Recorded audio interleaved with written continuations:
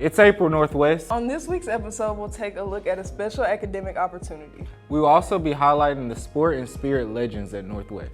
Then, this week in sports, Alexis catches up with girls golf. Stay tuned for all of that and more fun on this week's episode of The Paw. We have a special opportunity for you to show off your talent. I'm happy to announce that I will be hosting a Poetry Slam art show later this month. Be sure to look out for more announcements regarding this event. Last time we showed you the new Mr. and Mrs. Northwest. Now we're proud to highlight the faces you see at almost every sports event. Introducing the most athletic and most school spirited.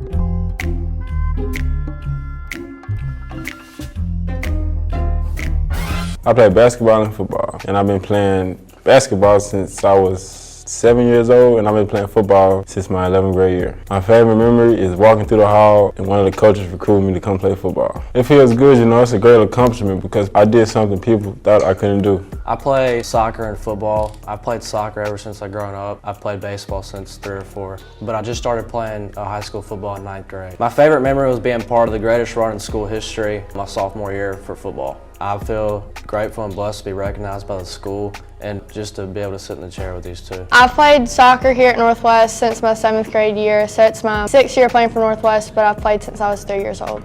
My favorite memory here at Northwest is winning the state championship my junior year. It's an honor to be chosen for this award because nobody sees how much hard work all 3 of us put in behind the scenes. My favorite memory throughout my time at Northwest has been the baseball championship my junior year when we won the state championship and we were all kind of right behind the home plate and there was baby powder everywhere. We were all screaming. It feels really good to be nominated Most School Spirited. I was lucky enough to get it with Ethan and Naomi and I feel really honored about that. I feel like being Most School Spirited doesn't just mean that you go to the football games and the basketball games and baseball games.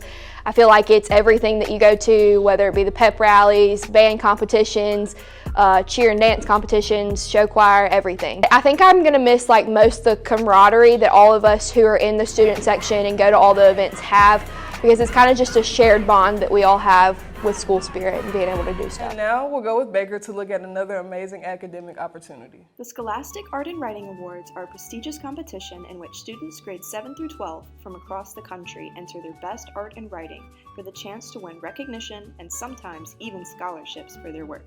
There are 2 rounds of awards, regional and national.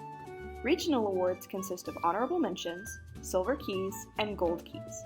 Gold key winners go on to compete in nationals, where they compete for silver and gold medals. The competition was established in 1923, making this year its 100th anniversary.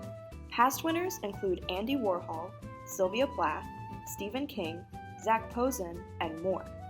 This year, NWRHS had 16 Writing Award recipients.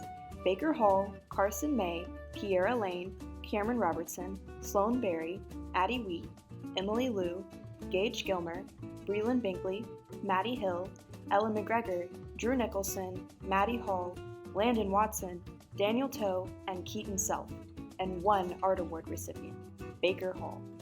To prepare for Scholastic, I would say we do a couple different things in class. One is, even in my literature classes, I kind of work in creative writing assignments that have some options to them that maybe reflect the literature that we're talking about, but give people a chance to take a creative route in that. And then give some feedback to each other and from me to give people ideas of how to kind of refine that writing for an audience so it is accomplishing what they want to accomplish with it. So part of getting kids ready for Scholastic is probably just astronomical good luck on my part of getting students who are extremely talented. The thing that I have to really do is just encourage them, remind them, is the big thing, is to make sure they know they have Scholastics coming up. Are they working on their piece? Is it an original piece? Let me look at it. Let's talk about it. How can we improve it? What can we do differently? And to be honest, I want them to just do their best. Like for Baker, it was just her doing her thing because she's so self-motivated and she did everything really well on her own part. Thus the astronomical good luck of having her as a student. And now we'll throw it to sports with Jane.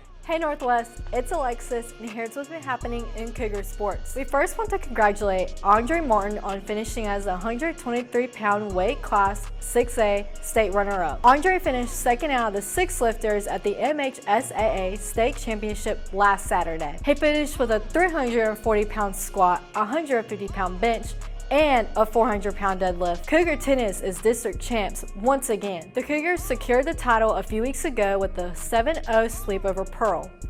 Then they played in the district tournament on Monday and had several players advance in the individual state tournament in Oxford later this month. Carter Doe and Ansley Tompkins won singles, while Sloan Berry and Will Rich won mixed doubles. James Picelli and Ann Patel won boys doubles, and Jordan Dennis and Anna McKee won girls doubles.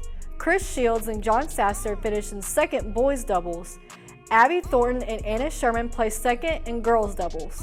They defeated Biloxi in the second round of playoffs last week and will take on Ocean Springs today in the third round at Ocean Springs. Softball is 20-2 and have won 17 of their last 20 meetings on the diamond. The Cougars are determined to get back to the state title game and are committed to excellence in the facets of the game. They lost a tough matchup at North Pike on Tuesday, but grabbed the region title after defeating Pearl Wednesday on senior night. They will play their final regular season home game tonight against Neshoba Central. JV starts at 5 and varsity begins at 6:30. Baseball is 15-5-1 on the season and is 6-2 in region play. In the region, they completed sweep of Terry on Tuesday night and have also defeated Pearl twice. They will go for the sweep tonight as they host the Pirates in the final regular season home game and honor their seniors. Both region losses have come at Warren Central. They will close out a district slate tonight at the Bro against Pearl. They'll honor their seniors between JV and varsity at 6:30. The girls golf team has been topping off the leaderboards at tournaments over the last few years, and recently the Cougars have made history by shooting 6 under par at the Lady Viking Invitational a few weeks ago, winning the tournament. That same week, they won the Pro Invitational, finishing more than 29 strokes ahead of the second place in both of those tournaments. 8th grader Natalie Bryant and junior Callie Mobley have placed in the top 3 of every tournament they've recently played in. We caught up with Callie this week to find out what is contributing to the team's success this season. Beginning of the tournament, we were extremely nervous but excited, and we were just wanting to play our hardest just to bring home the gold, right? And Coach Cockrell had told us before just to play our hardest, be calm, and I'm very proud of my teammates. They played extremely well at Clear Creek.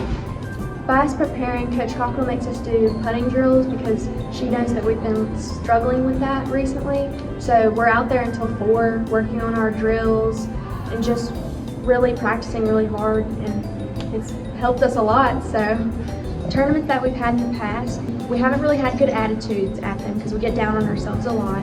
But Coach Cockrell pulls us to the side after the tournaments and she'd be like, it's either shape up or ship out, right? So we'd go into the next tournament like we did at Clear Creek, and we really had great attitudes out there, and I think that that's what made us play so well. Well, that's it for sports this week. Back to you, McKenna and Ryan. And that's it for this week. Be sure to follow all of our social media for updates, extra content, and the newest episodes.